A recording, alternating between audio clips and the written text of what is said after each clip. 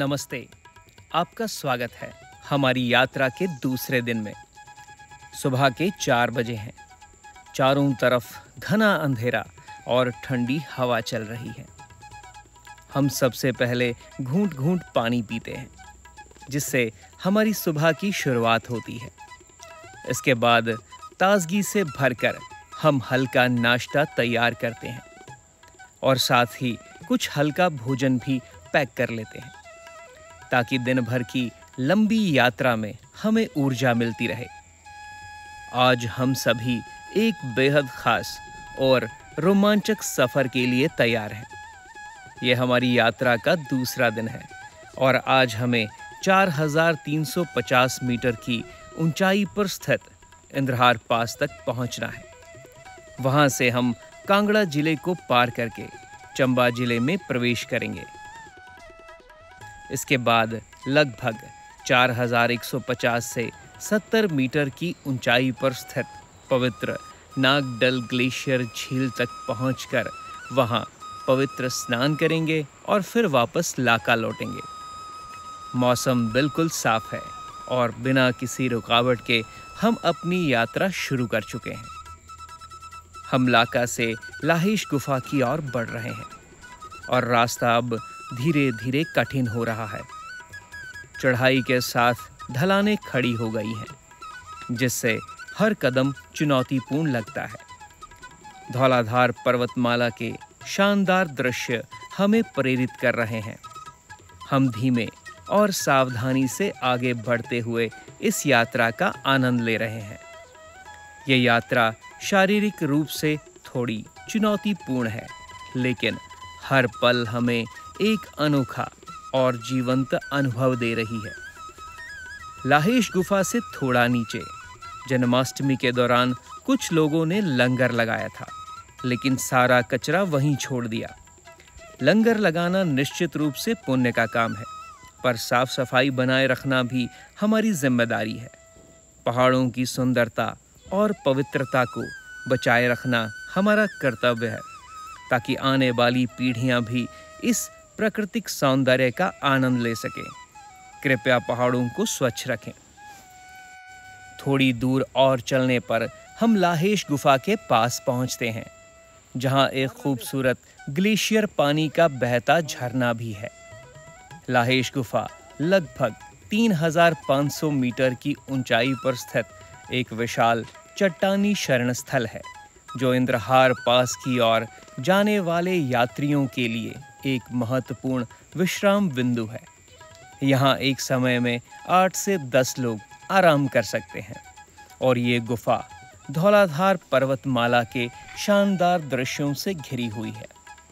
ऊंचाई वाले ट्रैक्स जैसे 7 ग्लेशियर झीलों की पवित्र यात्रा या चंबा भ्रमौर यात्रा के दौरान यहाँ ठहरना और वातावरण के अनुकूल होना आवश्यक होता है। जन्माष्टमी और राधा अष्टमी के दिनों में कई भक्त यहाँ लंगर का आयोजन करते हैं और पवित्र झीलों में स्नान के लिए जाने वाले यात्रियों की सेवा करते हैं। लाहेश गुफा से आगे बढ़ते ही रास्ता और भी रोमांचक और चुनौतीपूर्ण होता जा रहा है। अब चढ़ाई और खड़ी और पथरीली हो रही है। ठंडी हवाएं अब और तेज महसूस हो रही हैं और आसमान नीला और साफ दिख रहा है, मानो पर्वतों के ऊपर कोई और दुनिया खुल रही हो। जैसे जैसे हम ऊपर चढ़ रहे हैं, धौलाधार की चोटियों का नज़ारा और भी भव्य होता जा रहा है। नीचे की घाटियां दूर दूर तक फैली हुई हैं और पहाड़ों की विशालता हमें छोटे छोटे कणों की तरह महसूस करा रही है। प्रकृति की इस शांति में चलते हुए चारों ओर बस पहाड़ों की खामोशी और हवाओं की गूंज सुनाई दे रही है। लाहेश गुफा से कुछ दूरी पर चलते हुए हम एक बड़े पवित्र पत्थर के पास पहुंचते हैं। कहा जाता है कि इस पत्थर पर भीम और गौ माता के पदचिन्ह हैं। स्थानीय लोगों का मानना है कि जब पांडव हिमालय की यात्रा पर निकले थे, तो ये पत्थर उनके द्वारा छोड़ा गया था। ये स्थल धार्मिक मान्यता और ऐतिहासिक महत्व से भरा हुआ है, जो हमें पांडवों की दिव्य यात्रा की याद दिलाते हुए हमारे कदमों को और भी महत्वपूर्ण बना देता है। ये पत्थरों का ढेर, जिसे कैरन कहते हैं, ये मार्गदर्शक के रूप में इस्तेमाल होता है। इसे यहाँ स्थानीय भाषा में बुर्जी कहा जाता है। ये बुर्जियाँ रास्ते को चिन्हित करने के लिए बनाई जाती हैं, खासकर पहाड़ी क्षेत्रों में।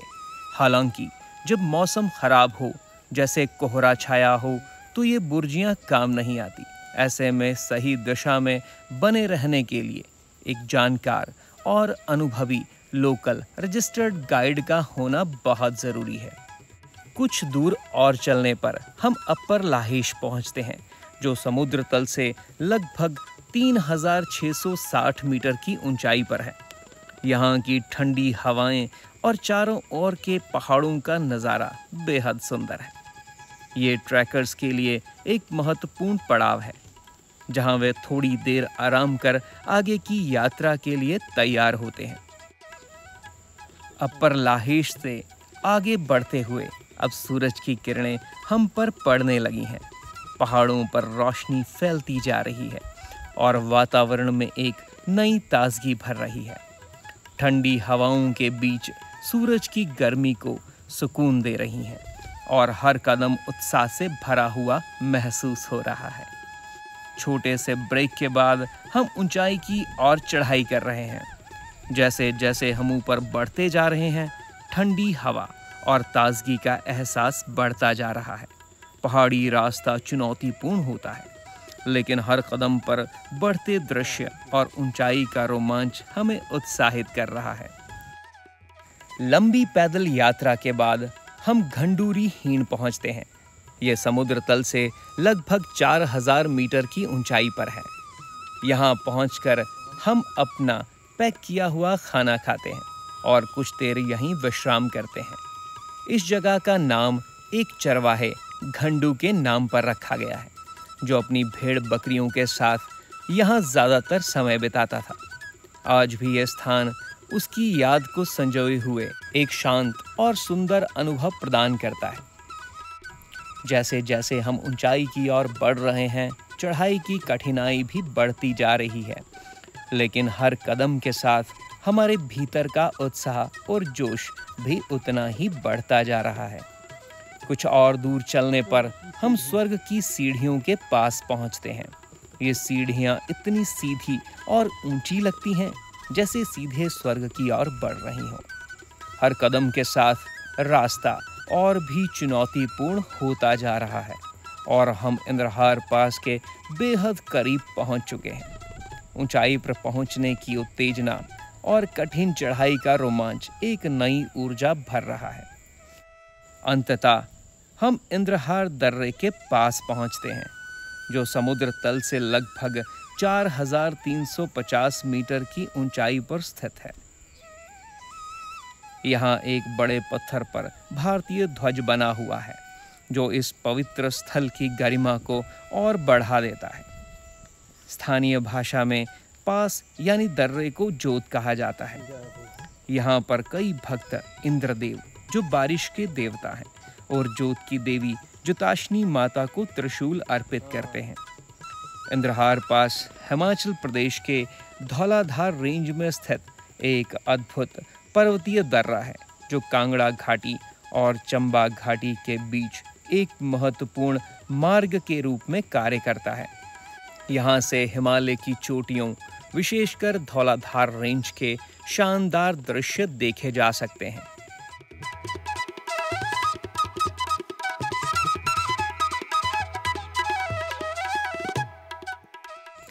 अब हमारा सफर इंद्रहार पास से नागडल की ओर शुरू हो रहा है। इंद्रहार पास को पार करते ही हम चंबा जिले में दाखिल हो चुके हैं और अब हमारी अगली मंजिल सुकडली है। इंद्रहार से नीचे उतरने का रास्ता सीधा और बेहद खतरनाक है। इस रास्ते को मरनकंडी के नाम से जाना जाता है, क्योंकि अगर जरा सी भी चूक हो गई, पैर फिसल गया या संतुलन बिगड़ गया, तो सीधा ऊपर पहुंच सकते हैं। हम सावधानी से कदम दर कदम नीचे उतर रहे हैं। हर कदम पर ध्यान रखते हुए कि जमीन कितनी पथरीली और फिसलन भरी हो सकती है। रास्ते के चारों ओर ऊंचे पहाड़ फैले हुए हैं जो हमें लगातार सावधान रहने का संदेश दे रहे हैं। इंद्रहार पास से कुछ दूरी तय करने के बाद अब हम सुखडली पहुंच रहे हैं। सुखडली यानी सूखी झील। यहाँ चारों ओर बड़े बड़े पत्थर और ऊंचे ऊंचे पहाड़ फैले हुए हैं। यह जगह एकदम बेहद और कठिन है, मानो प्रकृति ने इसे सिर्फ सबसे साहसी यात्रियों के लिए तैयार किया हो। बरसात में यहाँ पानी भर जाता है। अभी ये पूरी तरह से सूखी और वीरान दिखाई दे रही है, जैसे किसी छिपे हुए रहस्य को समेटे हुए हो। सुखडली के साथ एक बड़ी चट्टानी गुफा भी है जो उस बेहद और वीरान इलाके में एक अनोखा आश्रय स्थल बनाती है। जन्माष्टमी और राधा अष्टमी के दौरान यहाँ भक्तों द्वारा लंगर लगाया जाता है। इस पर्वतीय क्षेत्र में जहाँ रास्ते कठिन और चुनौतीपूर्ण है, लंगर का आयोजन यात्रियों और भक्तों के लिए एक महत्वपूर्ण सेवा बन जाता है। अब हम सुखडली से नागडल की ओर बढ़ रहे हैं।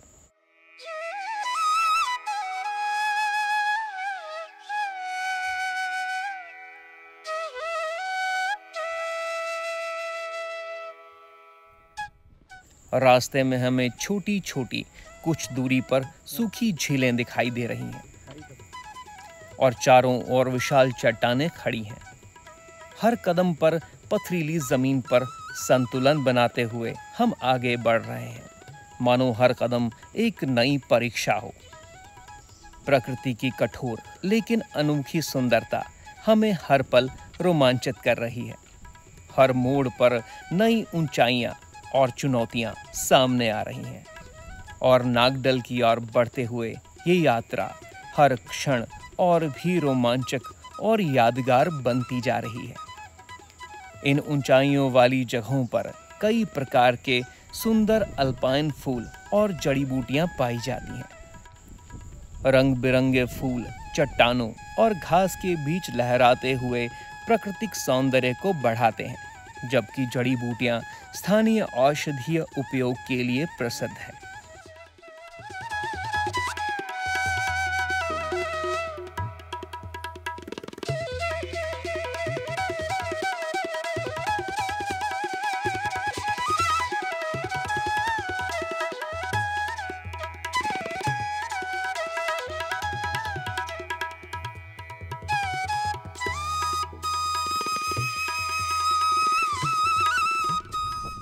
अंततः हम नागडल के नजदीक पहुंच रहे हैं। ये पवित्र झील अपनी नीली सतह पर चमकते पानी के साथ एक अद्वितीय दृश्य प्रस्तुत करती है, जो इसे रहस्यमय और दिव्य बना देता है। जैसे हम और करीब पहुंचते हैं, झील की शांतिपूर्ण सुंदरता हमें मंत्रमुग्ध कर देती है।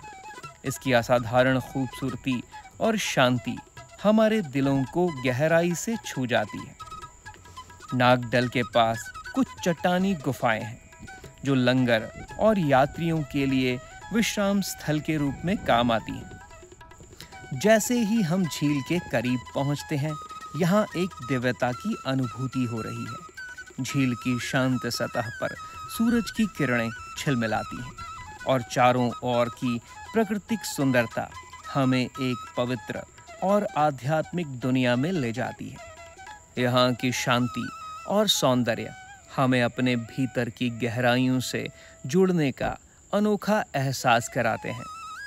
इस स्थल की मंत्रमुग्ध कर देने वाली सुंदरता और अद्वितीय माहौल हमें आत्मा की गहराइयों में उतरने और प्रकृति के इस दिव्य स्वरूप का पूरा आनंद लेने का अवसर प्रदान करते हैं। नागडल समुद्र तल से लगभग 4150 से 70 मीटर की ऊंचाई पर स्थित एक पवित्र और सुंदर ग्लेशियर झील है, जो नाग देवता को समर्पित है। स्थानीय लोगों के लिए यह झील अत्यंत पवित्र मानी जाती है। जन्माष्टमी और राधाष्टमी के दौरान यहाँ श्रद्धालुओं की भारी भीड़ होती है, जो पवित्र स्नान और आशीर्वाद के लिए इस दिव्य स्थान पर आते हैं। इस झील की भव्यता और धार्मिक महत्व इसे न केवल एक प्राकृतिक आश्चर्य बल्कि एक आध्यात्मिक स्थल भी बना देते हैं। अब हम इस पवित्र नागडल के ठंडे शांत पानी में स्नान करने जा रहे हैं। स्नान के बाद हम यहाँ पूजा करेंगे, नाग देवता से आशीर्वाद प्राप्त करेंगे और इस पवित्र स्थान की दिव्यता का अनुभव करेंगे।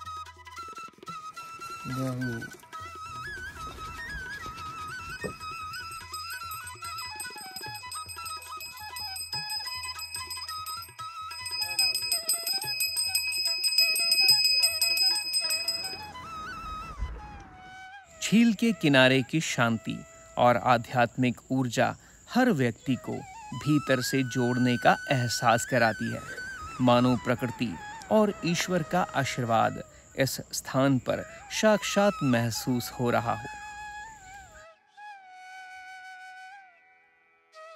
पूजा करने के बाद अब हम ठंडी हवा के बीच बैठकर भोजन कर रहे हैं। इस ऊंचाई पर थकान के बाद भोजन का हर कोर विशेष महसूस हो रहा है। ये पवित्र स्थान और यहाँ का अनुभव हमारी यात्रा को यादगार बना रहा है। नागडल की दिव्यता और शांति का अनुभव कर हम अब लाका की ओर लौटने का सफर शुरू कर रहे हैं। रास्ता चुनौतीपूर्ण है, लाका पहुंचने में बहुत समय लगेगा, लेकिन नागडल की पवित्रता और ऊर्जा हर कदम पर हमें शक्ति प्रदान कर रही है। चारों ओर फैले विशाल पहाड़, दुर्गम चट्टानें और अद्भुत नज़ारे हमें प्रेरित कर रहे हैं। हर कठिन मोड़ और चढ़ाई हमारे रोमांच को बढ़ा रहे हैं। सफ़र भले ही लंबा हो, पर यह यात्रा हमें नई ऊर्जा और शांति से भर रही है। ऐसी पवित्र जगहों पर पहुंचना मान्यता के अनुसार भगवान के बुलावे पर ही संभव होता है। कहा जाता है कि यदि भगवान की कृपा है तो आप निश्चित रूप से वहां पहुंचेंगे, अन्यथा ये यात्रा चुनौतीपूर्ण हो सकती है। इन दिव्य स्थलों की यात्रा केवल आस्था और विश्वास के बल पर ही पूरी होती है। पहाड़ों में यात्रा करने से पहले कुछ महत्वपूर्ण बातें ध्यान में रखें। सुरक्षा के लिए हमेशा एक प्रमाणित और अनुभवी स्थानीय गाइड के साथ यात्रा करें, जैसे हमारे कुलदीप भाई, जिनके पास धौलाधार रेंज का गहरा ज्ञान है। अकेले या बिना गाइड के यात्रा करना जोखिमपूर्ण हो सकता है। मौसम के अनुसार उचित कपड़े, ट्रैकिंग गियर और सुरक्षा उपकरण साथ लें। इससे आप कठिन परिस्थितियों का सामना कर सकेंगे। ऊंचाई पर चढ़ने से पहले अपनी सेहत की जांच कराएं, ऊंचाई की बीमारी से बचने के उपाय अपनाएं और अपनी फिटनेस का ध्यान रखें। समूह में यात्रा करें और मार्गदर्शन के संकेतों का पालन करें। यात्रा के दौरान पर्यावरण की रक्षा करना हमारी जिम्मेदारी है। कचरे को सही तरीके से पैक करें और उसे वापस लेकर आएं। इससे हम न केवल प्राकृतिक सौंदर्य को बनाए रख सकते हैं, बल्कि आने वाली पीढ़ियों के लिए भी पहाड़ों की सफाई और सुंदरता को सुनिश्चित कर सकते हैं। इन बातों को ध्यान में रखते हुए आप अपनी यात्रा को सुरक्षित, सुखद और यादगार बना सकते हैं। अपर लाहिश में पहुंचकर हम सूर्यास्त का आनंद ले रहे हैं। जैसे ही सूरज क्षितिज पर झुकता है, आकाश सुनहरे और नारंगी रंगों से भर जाता है। हम यहाँ कुछ देर रुककर इस शानदार दृश्य का मजा ले रहे हैं, जो इस यात्रा को अविस्मरणीय बना रहा है। अंधेरा फैलता जा रहा है और हमें लाका तक जल्दी पहुंचना होगा। हम तेजी से आगे बढ़ रहे हैं ताकि सुरक्षित रूप से अपनी मंजिल तक पहुंच सके। आखिरकार हम अपने चट्टानी गुफा आश्रय तक पहुंच गए हैं। यहाँ पहुंचकर थकावट और खुशी का मिला जुला एहसास हो रहा है। इस साहसिक दिन की सफलता का आनंद लेते हुए हम कुछ देर आराम करते हैं। थोड़ी देर आराम करने के बाद हम साथ ही जलधारा से ताज़े पानी की बोतलें भरते हैं। खाना बनाने की तैयारी करते हैं। खाना खाने के बाद हम कुछ समय तारों की छांव में बिताते हैं, उनकी चमक और शांति का आनंद लेते हैं। फिर जल्दी ही सोने की तैयारी करते हैं। तो दोस्तों, कल सुबह फिर मिलते हैं। शुभ रात्रि।